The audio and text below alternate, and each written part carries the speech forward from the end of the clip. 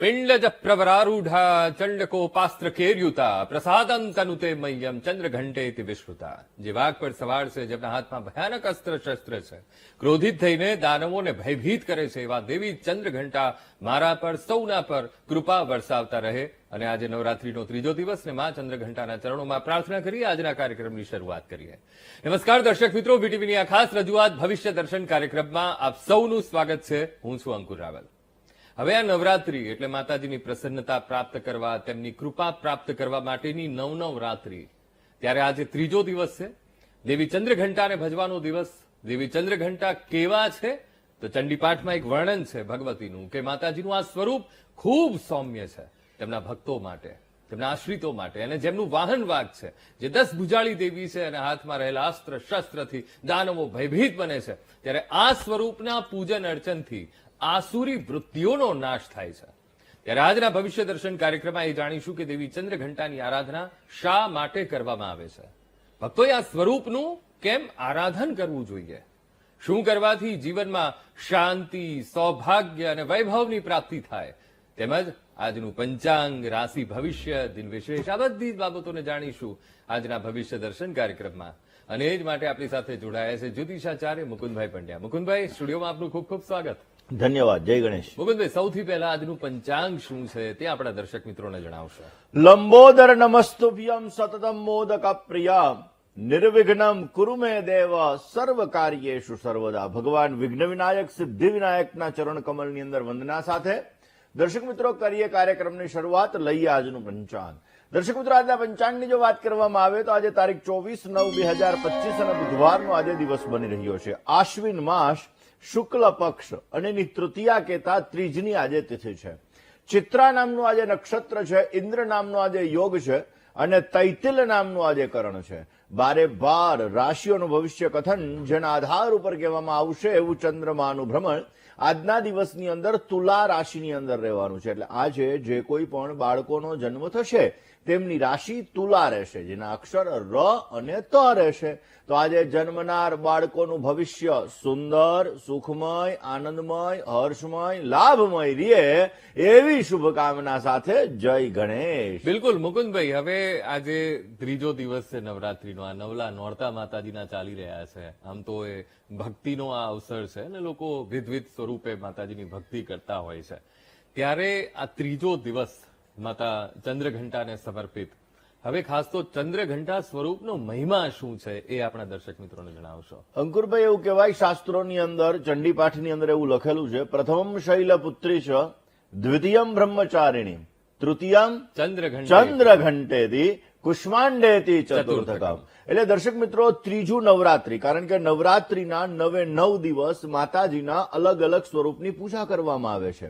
હવે માતાજીના અલગ અલગ સ્વરૂપની આપણે 9 દિવસ પૂજા કરીએ છીએ તો નવરાત્રી છે એ અંગ્રેજી તારીખ મુજબ નથી ઉજવવામાં આવતી।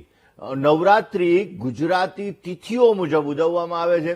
એટલે કે પ્રથમા તિથિ એટલે કે એકમના દિવસે માં શૈલપુત્રીની પૂજા થાય, દ્વિતીયા તિથિ એટલે બીજની દિવસે માં ખાસ કરીને જોવા જઈએ તો દ્વિતીયમ બ્રહ્મચારિણી એટલે માં બ્રહ્મચારિણીની પૂજા થાય।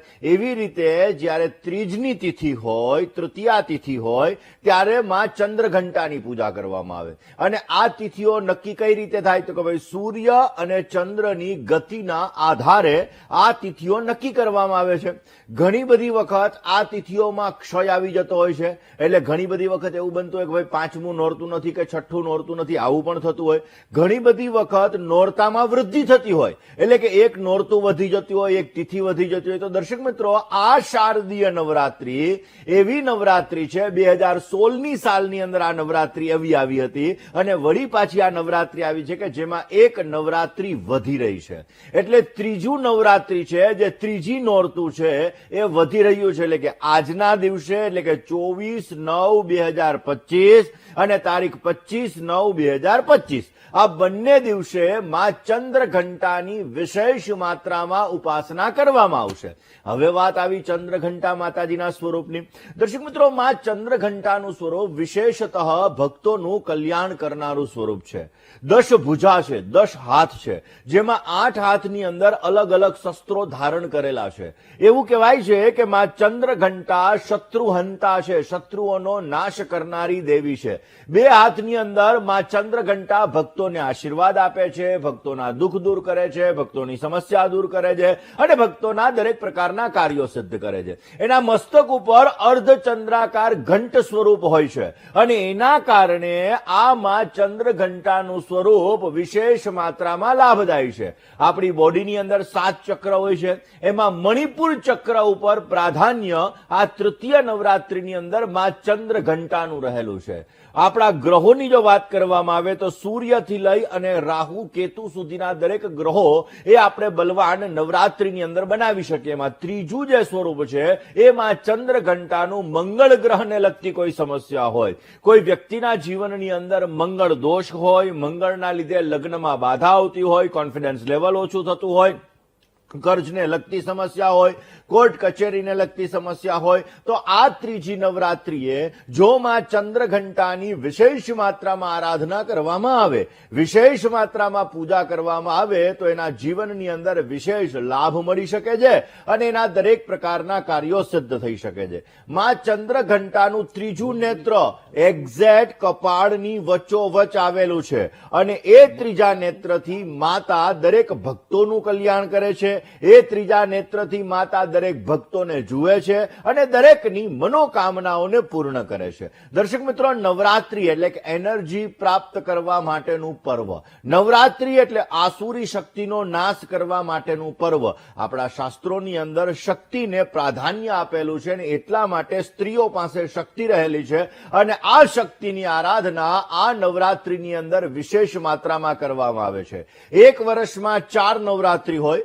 મા મહિનાની નવરાત્રી આવતી હોય છે, આષાઢી નવરાત્રી આવતી હોય છે, ચૈત્રી નવરાત્રી આવતી હોય છે અને આશ્વિન નવરાત્રી આવતી હોય. આ આશ્વિન નવરાત્રી જે શારદીય નવરાત્રી તરીકે ઓળખાય છે. અને દર્શક મિત્રો, એના ત્રીજા દિવસે એટલે કે આજના દિવસે માં ચંદ્રઘંટાની વિશેષ માત્રામાં પૂજા ઉપાસના કરવામાં આવે છે અને આ ચંદ્રઘંટા માતાજીની પૂજા કરવાથી આપણા દરેક પ્રકારના કાર્યો સિદ્ધ થાય છે. દર્શક મિત્રો, આમ એવું કહેવાય છે કે ખાસ કરીને 10 મહાવિદ્યાઓ પણ છે અને આ 10 મહાવિદ્યાઓની પૂજા, આ 10 મહાવિદ્યાઓની આરાધના, આ 10 મહાવિદ્યાઓના મંત્રના જપ પણ વિશેષ માત્રામાં લાભદાયી છે. હવે આજે આમ તો બે દિવસ ત્રીજી નવરાત્રી છે, તો આજના દિવસે માં ચંદ્રઘંટાની ઉપાસના કેવી રીતે કરવી? તમારી કુંડલીમાં મંગળ દોષ છે, મંગળને લગતી સમસ્યા છે, કર્જની સમસ્યા છે, કોર્ટ કચેરીની સમસ્યા છે, લગ્નમાં બાધા આવી રહી છે, તો આજે માં ચંદ્રઘંટાની કેવી રીતે તમે ઉપાસના કરશો કે જે ઉપાસનાથી તમારા જીવનની અંદર તમારે મંગળ દોષને લગતી સમસ્યા દૂર થઈ શકે. દર્શક મિત્રો, મણિપુર ચક્ર ઉપર પણ પ્રાધાન્ય માં ચંદ્રઘંટાનું છે. એટલે તમારા જીવનની અંદર જો મણિપુર ચક્રને લગતી કોઈ સમસ્યા હોય તો એ સમસ્યાઓ પણ તમે દૂર કરી શકો છો. દર્શક મિત્રો, આપણા શાસ્ત્રની અંદર ગૂઢ રહસ્યો છુપાયેલા છે. દરેક મંત્ર, દરેક યંત્ર, દરેક તંત્ર વિશેષ માત્રામાં લાભદાયી હોય છે અને એના આધાર ઉપર આપણે આપણા જીવનની અંદર વિશેષતઃ સારામાં સારો લાભ મેળવી શકીએ છીએ. દર્શક મિત્રો, દરેક દેવીના અલગ અલગ તિલક હોય અને દરેક દેવીની જ્યારે આપણે પૂજા ઉપાસના કરતા હોઈએ, દરેક દેવતાની પૂજા ઉપાસના કરતા હોઈએ ત્યારે એનું એક તિલક હોય છે અને એ તિલક કરવાથી એ આસન ઉપર બિરાજમાન થઈ અને આપણે જ્યારે માં જગદંબાની આરાધના, માં દુર્ગાની ઉપાસના કરતા હોઈએ ત્યારે વિશેષ માત્રામાં આપણને લાભ મળી શકે છે. દર્શક મિત્રો, જ્યારે માના નવલા નોરતા ચાલી રહ્યા છે તો ઘણા લોકો ગરબે ઘૂમી અને માની આરાધના કરે છે, ઘણા લોકો મંત્રના જપ દ્વારા માની આરાધના કરે છે, ઘણા લોકો તંત્રની સાધનાઓ દ્વારા માની આરાધના કરે છે, ઘણા લોકો દાન પુણ્ય વગેરે દ્વારા માની આરાધના કરે છે, ઘણા લોકો નાની નાની દીકરીઓ છે એની પૂજા ઉપાસના કરી અને માની આરાધના કરે છે. તો દર્શક મિત્રો, ખાસ આ માની આરાધના દરેક ભક્તોનું કલ્યાણ કરનારી છે અને આ માતાજીની આરાધના દરેકના જીવનની અંદર વિશેષ લાભ આપનારી છે. લાલ કુમકુમ દ્વારા તમારા કપાળની અંદર જો ઊભું તિલક કરવામાં આવે અથવા એક નાનું આડું તિલક કરવામાં આવે તો એ શક્તિનું સ્વરૂપ છે અને માની ઉપાસના વિશેષ માત્રામાં એના દ્વારા કરવાથી વિશેષતઃ આપણા જીવનની અંદર લાભ મળી શકે છે અને આપણા જીવનની અંદર કાર્યો સિદ્ધ થઈ શકે છે. દર્શક મિત્રો, માં ચંદ્રઘંટા માતાજીનું ત્રીજું સ્વરૂપ છે. એવું કહેવાય છે કે ભગવાન શિવને સુખને પ્રાપ્ત કરવા માટે માતા પાર્વતીએ જ્યારે ઉપાસના કરી હતી, આપણે શરૂઆતના પહેલા નોરતાની અંદર પણ જોયું, દક્ષ પ્રજાપતિ વાળી કથા પણ આપણે સાંભળી, ગઈકાલે મહેન્દ્રભાઈએ પ્રોગ્રામ લીધો તો એને પણ આપણને ખાસ કરીને માં બ્રહ્મચારિણીની કથાની પણ વાત કરી. તો એવી જ રીતે દર્શક મિત્રો માં ચંદ્ર ઘંટા, જેનું સ્વરૂપ એક એવું છે કે જે આપણા જીવનની અંદર એક એનર્જી પ્રાપ્ત કરાવે છે, જે આપણા જીવનની અંદર કાર્ય સિદ્ધિ પ્રાપ્ત કરાવે છે, જે આપણા જીવનની અંદર નિડરતા પ્રાપ્ત કરાવે છે, કારણ કે એનું વાહન પણ સિંહ છે. સિંહ એટલે રાજા, સિંહ એટલે નિડરતાનું પ્રતીક, અને સિંહ એટલે આપણા જીવનની અંદર શૌર્યતાનું પ્રતીક. અને એટલા માટે દર્શક મિત્રો માં ચંદ્ર ઘંટાની ઉપાસના વિશેષ માત્રામાં લાભદાયી રહે. આજના દિવસની અંદર કોઈ મંદિરની અંદર જો ઘંટનું દાન કરવામાં આવે તો વિશેષ માત્રામાં લાભ મળી શકે. ઘંટનું દાન કરવાથી મંગળને લગતી તમારી સમસ્યા દૂર થાય. આ ઘંટનું દાન કરવાથી તમારા જીવનની અંદર જે તમારા કાર્યની અંદર સમસ્યાઓ આવી રહી છે, આ સમસ્યાઓ દૂર થાય. ઘણા લોકોને લગ્નમાં બાધા આવતી હોય છે, ઘણા લોકોના જીવનની અંદર કાર્ય સિદ્ધિની અંદર પ્રોબ્લેમ થતો હોય, ઘણા લોકોને નોકરીની અંદર મહેનત કરે છે, ફળ ઓછું મળે છે, એના બોસ છે એ બોસ પોતે ક્યાંક ને ક્યાંક વર્કલોડ વધારે કરાવે, એટલે દેશી ભાષામાં કહું તો જેટલો પગાર આપતા હોય એ પગાર કરતા વધારે પડતું વર્ક, વધારે પડતું કામ કરાવી લેતા હોય, પરંતુ એને ગ્રોથ ઓછો મળતો હોય તો સમજી લેવાનું કે એના માટે આજના દિવસે કરેલા ઉપાયો વિશેષ માત્રામાં તમારા માટે લાભદાયી રહે. કયા ઉપાયો કરવાના છે જોઈશું. જય ગણેશ. બિલકુલ મુકુંદભાઈ, ખૂબ સરસ દેવી ચંદ્ર ઘંટાના સ્વરૂપનો મહિમા આપે વર્ણવ્યો છે. હવે આ સનાતન ધર્મ એવું કે છે કે અસતોમાં સદગમય તમસોમાં જ્યોતિર્ગમય. આપણે જ્યોતિની ઉપાસના કરીએ છીએ, આપણે અજવાળાની હંમેશાને માટે આપણે અજવાળા તરફ જતા હોઈએ છીએ. એટલા માટે દર્શક મિત્રો નવલી નવરાત્રીની અંદર જ્યારે તમે માતાજીની આરાધના કરવા માટે બેસો ત્યારે અખંડ દીપ નારાયણની જ્યોત તમે પ્રજ્વલિત રાખો છો. આ અખંડ દીપ નારાયણની જ્યોત જે તમે પ્રજ્વલિત રાખો એની સામે બેસી અને એ દીપ નારાયણ સામે દ્રષ્ટિ કરી અને તમે મા દુર્ગાના મંત્રના જપ કરશો તો એનાથી તમારી મનોકામના પૂર્તિ માટેના ચાન્સીસ વધી જશે. એટલે કે જો તમે એ દીપની જે જ્યોતિ છે આ જ્યોતિ ઉપર તમારે દ્રષ્ટિ કરવાની અને તમે માતાજીના મંત્રના જપ કરશો તો વિશેષ માત્રામાં તમને સારો લાભ મળશે. અને પછી જે તમે મનોકામના માતાજી પાસે માંગશો એ મનોકામના માતાજી અવશ્ય તમારી પરિપૂર્ણ કરશે. દર્શક મિત્રો, આજે વાત કરવાની છે જ્યારે માં ચંદ્ર ઘંટાની. તો માં ચંદ્ર ઘંટાની ઉપાસનાની અંદર તમારા કાર્યોને સિદ્ધ કેવી રીતે કરી શકાય. નોકરિયાત વર્ગ નોકરીની અંદર મહેનત બહુ જ બિચારા કરતા હોય છતાં પણ એને ફળ ઓછું મળતું હોય.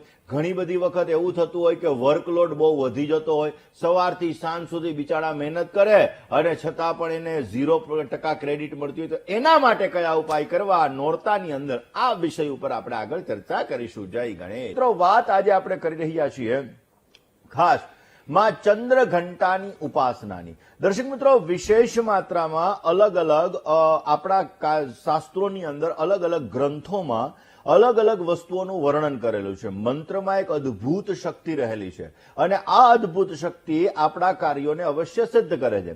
હવે દર્શક મિત્રો, નોકરિયાત વર્ગ છે, નોકરીમાં મહેનત બિચારા બહુ કરે છે છતાં એને ફળ નથી મળતું, કામકાજની અંદર એને જશ નથી મળતો, નોકરીમાં એને પ્રગતિ નથી મળતી, તો એને કયો ઉપાય કરવો જોઈએ? આજે માં ચંદ્ર ઘંટાની ઉપાસના તો કરવાની, પરંતુ આજના દિવસની અંદર બની શકે ત્યાં સુધી લાલ કલરના આસન ઉપર બિરાજમાન થઈ માતાજીને સફેદ કલરની મીઠાઈ અર્પણ કરી, દૂધથી બનેલી સફેદ કલરની મીઠાઈ અર્પણ કરી અને આજના દિવસની અંદર ચંડી પાઠ, જેની અંદર 13 અધ્યાયો આવેલા છે, આ 13 અધ્યાયની અંદર જે 11મો અધ્યાય છે, આ 11મા અધ્યાયનો પાઠ વિશેષ માત્રામાં આજે કરવો જોઈએ. આજના દિવસની અંદર આ 11મા અધ્યાયનો જો પાઠ કરવામાં આવે તો નોકરિયાત વર્ગને નોકરીની અંદર આવતી બાધાઓ અવશ્ય દૂર થાય છે અને એના જીવનની અંદર આવતી સમસ્યાઓ દૂર થાય અને પોઝિટિવ રિઝલ્ટ મળતું જણાય છે. જય ગણેશ. નવલી નવરાત્રી માં નવદુર્ગાની ઉપાસના કરવા માટેનું પર્વ. અને આ નવલી નવરાત્રીની અંદર જ્યારે આપણે માં જગદંબાની આરાધના કરીએ છીએ, નાના નાના ઉપાયો આપણે કરીએ છીએ, તો એના દ્વારા આપણા કાર્યોની સિદ્ધિ થાય છે. દર્શક મિત્રો, લવિંગની માળા અર્પણ કરવી એ પણ માં જગદંબાની આરાધના કરવા માટે ઉત્તમ છે. તમારા જીવનમાં તમારા શત્રુઓ વધારે છે, તમારા કામકાજની અંદર રૂકાવટો આવી રહી છે, તો આજના દિવસની અંદર બની શકે ત્યાં સુધી માતાજીને તમે લવિંગની માળા અર્પણ કરો અને લવિંગની માળા અર્પણ કરી દુમ દુર્ગાય નમઃ, દુમ દુર્ગાય નમઃ આ મંત્રનો જપ કરો તો એનાથી અવશ્ય તમારા શત્રુઓનું શમન થશે. હું નાશની વાત નથી કરતો, શત્રુઓનું શમન થશે, કાર્ય સિદ્ધિ મળશે અને તમારા જીવનની અંદર બેટર રિઝલ્ટ મળતું જણાશે. જય ગણેશ. નવલી નવરાત્રી છે. આ નવરાત્રીની અંદર ચંડી પાઠનો વિશેષ પાઠ કરવામાં આવે. ચંડી પાઠની અંદર દુર્ગા સપ્ત શ્લોકી આવે, એટલે કે 7 શ્લોક આવે. આ 7 શ્લોકનો પણ જો તમે પાઠ કરો, આખા ચંડી પાઠના 13 અધ્યાયનો પણ તમે જો પાઠ કરો તો વિશેષ તમને ફળ મળે છે અને એના દ્વારા તમારા દરેક પ્રકારના કાર્યો અવશ્ય સિદ્ધ થાય છે. જય ગણેશ.